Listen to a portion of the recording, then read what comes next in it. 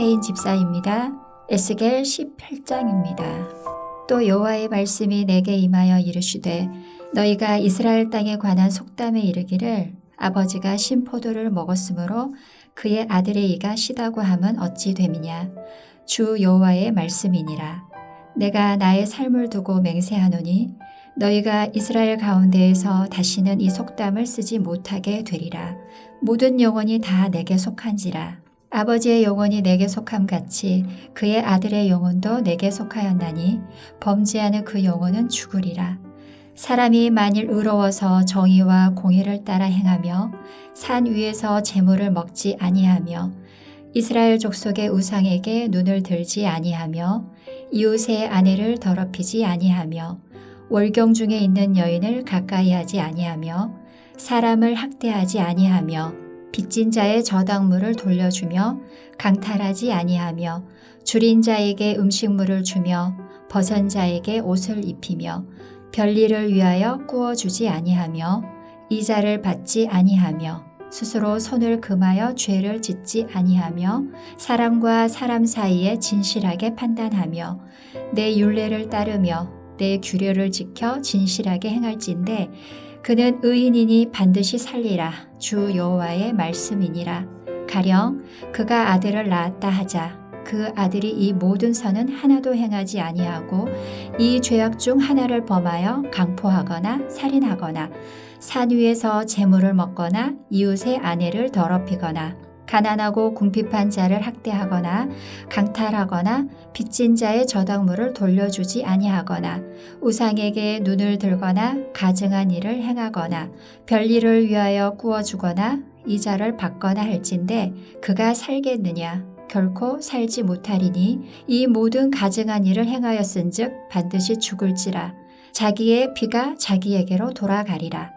또 가령 그가 아들을 낳았다 하자. 그 아들이 그 아버지가 행한 모든 죄를 보고 두려워하여 그대로 행하지 아니하고 산 위에서 재물을 먹지도 아니하며 이스라엘 족속의 우상에게 눈을 들지도 아니하며 이웃의 아내를 더럽히지도 아니하며 사람을 학대하지도 아니하며 저당을 잡지도 아니하며 강탈하지도 아니하고 줄인 자에게 음식물을 주며 벗은 자에게 옷을 입히며 손을 금하여 가난한 자를 압제하지 아니하며 별리나 이자를 받지 아니하여 내 규례를 지키며 내 율례를 행할진대 이 사람은 그의 아버지의 죄악으로 죽지 아니하고 반드시 살겠고 그의 아버지는 심히 포악하여 그 동족을 강탈하고 백성들 중에서 선을 행하지 아니하였으므로 그는 그의 죄악으로 죽으리라. 그런데 너희는 이르기를 아들이 어찌 아버지의 죄를 담당하지 아니하겠느냐 하는도다. 아들이 정의와 공의를 행하며 내 모든 율례를 지켜 행하였으면 그는 반드시 살려니와 범죄하는 그 영혼은 죽을지라. 아들은 아버지의 죄악을 담당하지 아니할 것이요 아버지는 아들의 죄악을 담당하지 아니하리니 의인의 공의도 자기에게로 돌아가고 악인의 악도 자기에게로 돌아가리라. 그러나 악인이 만일 그가 행한 모든 죄에서 돌이켜 떠나 내 모든 율례를 지키고 정의와 공의를 행하면 반드시 살고 죽지 아니할 것이라. 그 범죄한 것이 하나도 기억함이 되지 아니하리니 그가 행한 공의로 살리라. 주 여호와의 말씀이니라. 내가 어찌 악인이 죽는 것을 조금인들 기뻐하랴. 그가 돌이켜 그 길에서 떠나 사는 것을 어찌 기뻐하지 아니하겠느냐. 만일 의인이 돌이켜 그 공의에서 떠나 범죄하고 악인이 행하는 모든 가증한 일대로 행하면 살겠느냐. 그가 행한 공의로운 일은 하나도 기억함이 되지 아니하리니 그가 그 범한 허물과 그 지은 죄로 죽으리라. 그런데 너희는 이르기를 주의 길이 공평하지 아니하다 하는도다. 이스라엘 족속아 들을지어다. 내 길이 어찌 공평하지 아니하냐. 너희 길이 공평하지 아니한 것이 아니냐. 만일 의인이 그 공의를 떠나 죄악을 행하고 그로 말미암아 죽으면 그 행한 죄악으로 말미암아 죽는 것이요 만일 악인이 그 행한 악을 떠나 정의와 공의를 행하면 그 영혼을 보존하리라. 그가 스스로 헤아리고 그 행한 모든 죄악에서 돌이켜 떠났으니 반드시 살고 죽지 아니하리라. 그런데 이스라엘 족속은 이르기를 주의 길이 공평하지 아니하다 하는도다. 이스라엘 족속아, 나의 길이 어찌 공평하지 아니하냐? 너희 길이 공평하지 아니한 것 아니냐? 주 여호와의 말씀이니라. 이스라엘 족속아, 내가 너희 각 사람이 행한 대로 심판할지라. 너희는 돌이켜 회개하고 모든 죄에서 떠날지어다. 그리한즉 그것이 너희에게 죄악의 걸림돌이 되지 아니하리라. 너희는 너희가 범한 모든 죄악을 버리고 마음과 영을 새롭게 할지어다. 이스라엘 족속아, 너희가 어찌하여 죽고자 하느냐? 주 여호와의 말씀이니라. 죽을 자가 죽는 것도 내가 기뻐하지 아니하노니 너희는 스스로 돌이키고 살지니라. 하늘에 계신 우리 아버지여, 이름이 거룩히 여김을 받으시오며 나라가 임하옵시며 뜻이 하늘에서 이룬 것 같이 땅에서도 이루어지이다. 오늘날 우리에게 일용할 양식을 주옵시고 우리가 우리에게 죄 지은 자를 사하여 준 것 같이 우리 죄를 사하여 주옵시고 우리를 시험에 들게 하지 마옵시고 다만 악에서 구하옵소서. 대개 나라와 권세와 영광이 아버지께 영원히 있사옵나이다. 아멘.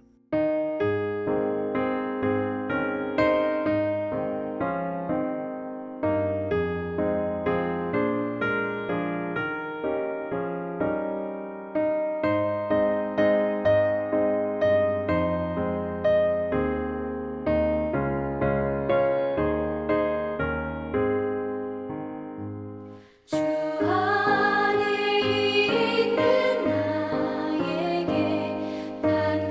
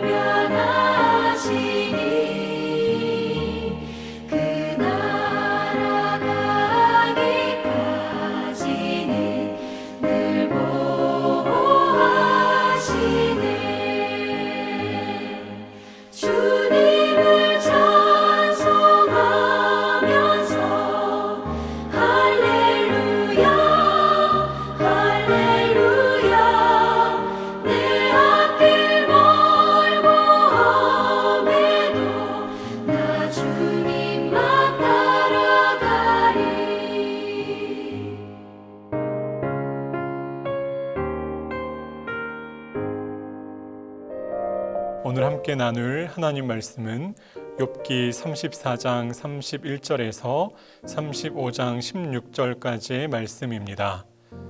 그 중에서 35장 1절에서 8절까지의 말씀 봉독하겠습니다. 엘리후가 말을 이어 이르되 그대는 이것을 합당하게 여기느냐? 그대는 그대의 의가 하나님께로부터 왔다는 말이냐? 그대는 그것이 내게 무슨 소용이 있으며 범죄하지 않는 것이 내게 무슨 유익이 있겠느냐고 묻지만은 내가 그대와 및 그대와 함께 있는 그대의 친구들에게 대답하리라. 그대는 하늘을 우러러보라. 그대보다 높이 뜬 구름을 바라보라. 그대가 범죄한들 하나님께 무슨 영향이 있겠으며 그대의 악행이 가득한들 하나님께 무슨 상관이 있겠으며 그대가 의로운들 하나님께 무엇을 드리겠으며 그가 그대의 손에서 무엇을 받으시겠느냐? 그대의 악은 그대와 같은 사람에게나 있는 것이요 그대의 공의는 어떤 인생에게도 있느니라. 아멘. 오늘 하루도 하나님의 사랑이 우리 모두와 함께 하시기를 바랍니다.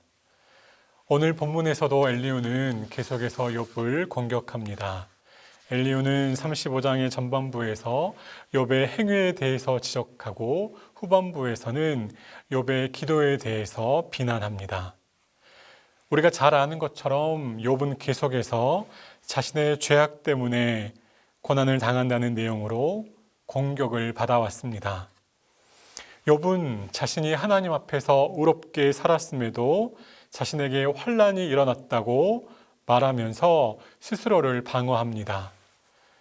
그러면서 평생 의롭게 살았던 자신의 모습이 너무나 불쌍했고 억울할 뿐이었습니다. 이제 보니 의롭게 살아온 자신이나 평생 악하게 살아온 다른 사람들과 차이가 없는 모습이 너무나 슬펐고 화가 났습니다. 이 지점에서 욥은 자신에게 거친 공격을 퍼붓는 사람들과 주변 사람들에게 이렇게 말하고 싶었습니다. 나의 새 친구들과 엘리후 그리고 나를 불쌍히 여기는 당신들 중에서 나보다 더 의로운 사람들이 있습니까? 내가 생각하기에 내가 보기에 당신들이 나보다 훨씬 더 나쁜 사람들입니다. 나는 당신들보다 훨씬 더 의로운 삶을 살았습니다. 욥의 마음은 울분으로 가득 찼습니다. 엘리후는 이러한 욥의 심정을, 욥의 말을 이해하지 못하고 그저 사람의 행동에 영향받지 않는 하나님을 선포합니다. 엘리후는 시적인 표현과 분명한 논리 구조를 가지고 하나님의 절대적인 주권과 전능하심을 강조할 뿐입니다. 엘리후의 하나님은 사람의 선한 행동이나 악한 행동에 휘둘리는 분이 아니십니다. 하지만 여러분, 하나님은 사람이 선행을 하든지 악행을 하든지 자기가 해야 하는 일만 하시는 그 하나님 아니십니다. 우리 하나님은 우리에 대한 사랑과 소망을 갖고 계셔서 우리 선행에 대하여 크게 기뻐하시고 우리의 악행에 대하여서는 크게 슬퍼하시는 분이십니다. 성경이 말하는 하나님은 틀림없이 우리에게 영향을 받는 하나님이십니다. 인격적인 하나님이시죠. 하나님은 우리를 너무나 사랑하셔서 스스로의 자유를 포기하시면서 우리와 약속을 맺어 주셨습니다. 그래서 우리의 작은 신음에도 응답하시는, 보호하시는 하나님이십니다. 모세가 시내산에서 하나님과의 교제 시간을 보낼 때에 이스라엘 백성들은 아론에게 나와 우리를 인도하여 낼 신을 만들어 달라고 아론을 협박합니다. 아론은 자신에게 무서운 기세로 달려드는 이스라엘 백성들을 향하여 금송아지 하나님을 만들어 줍니다. 온 백성은 금송아지 하나님을 예배했고 하나님은 크게 진노하십니다. 그러면서 하나님 모세에게 말씀하시죠. 내가 이 이스라엘 백성들을 다 진멸하겠다.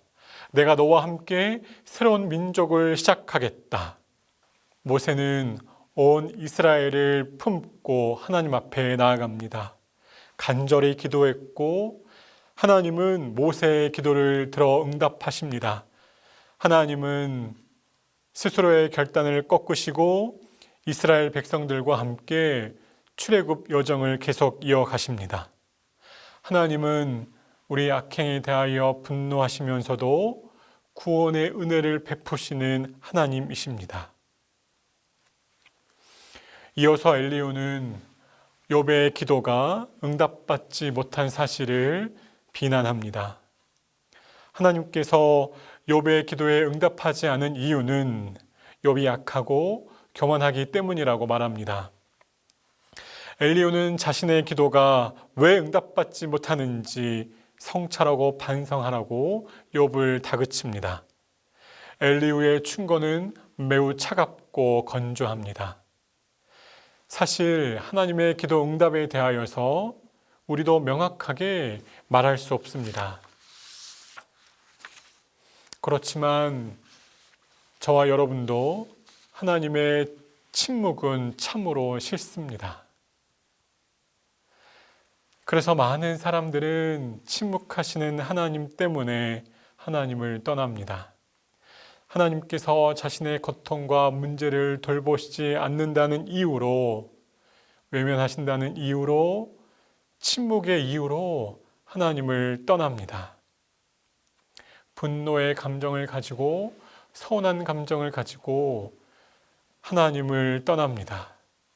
하지만 하나님이 침묵하실 때에 우리도 잠잠해야 합니다. 오랜 시간 동안 깊이 침묵하시는 하나님의 소리를 들을 수 있을 때까지 잠잠해야 합니다. 아무리 하나님을 외치고 부르짖어도 적막하고 고요한 침묵으로만 반응하시는 그 하나님이 두렵고 밉더라도 하나님의 침묵하시는 언어를 바르게 읽고 들을 수 있을 때까지 기다려야 합니다. 엘리후처럼 하나님의 침묵을 우리의 방식으로, 우리의 생각으로 해석하지 말아야 합니다. 우리가 살아가는 동안, 우리가 신앙의 여정을 계속해서 해나가는 동안 하나님의 침묵은 우리를 괴롭힐 것입니다. 때때로 하나님이 우리의 소리를 듣지 않으시려고 귀를 막고 계시는 것처럼 보일 수 있습니다. 하지만 생명싸개로 저와 여러분을 감싸고 계시는 하나님의 손이 보일 때까지 하나님 앞에서 잠잠히 머물러야 합니다. 성도 여러분, 욥과 엘리후는 스스로 숨어 계시는 하나님을 자신의 방식으로 설명하려고 애썼습니다. 하지만 우리는 하나님을 온전히 설명할 수 없는 존재들입니다.